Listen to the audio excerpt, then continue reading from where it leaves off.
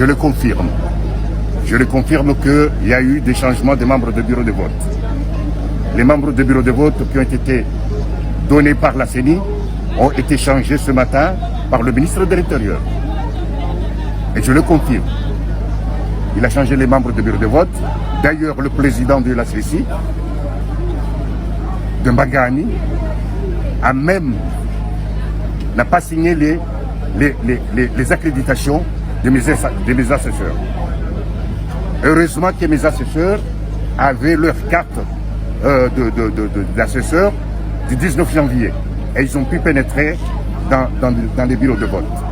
Hélas, l'un de mes assesseurs a été chassé du bureau de vote et ramené à la gendarmerie par les gendarmes parce qu'il a voulu dénoncer des magouilles qui commençaient dès le matin.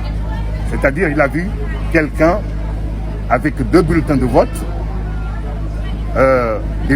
pour la députation. Alors il a voulu dénoncer ça et le président, comme il a le pouvoir, et encore, ce président n'a pas fait la formation.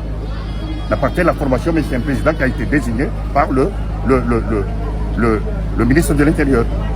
Parce que c'est son partisan. C'est un partisan à lui. Qu'est-ce que vous appelez à votre électeur? J'appelle à mes électeurs de ne pas réagir, de ne pas répondre à ces provocations, de rester serein. Parce que je gagne ou pas, la vie doit continuer. Moi, j'avais un combat, c'est le combat du premier tour. J'ai gagné le premier tour haut la main. Haut la main. J'ai gagné le premier tour haut la main. Alors, comme il se trouve que maintenant, ils sont en déclin, ils savent que j'allais gagner, ils vont faire en sorte que des choses pas normales se passent.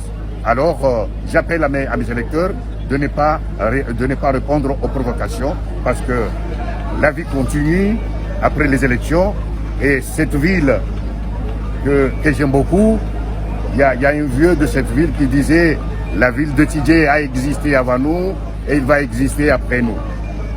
Paix à son âme. Alors, je suis sur ce dicton de ce vieux sage qui nous disait toujours que la ville de Tidjé a existé avant nous et il va exister après nous. Alors, j'appelle à mes électeurs et à mes amis de ne pas réagir à ces provocations.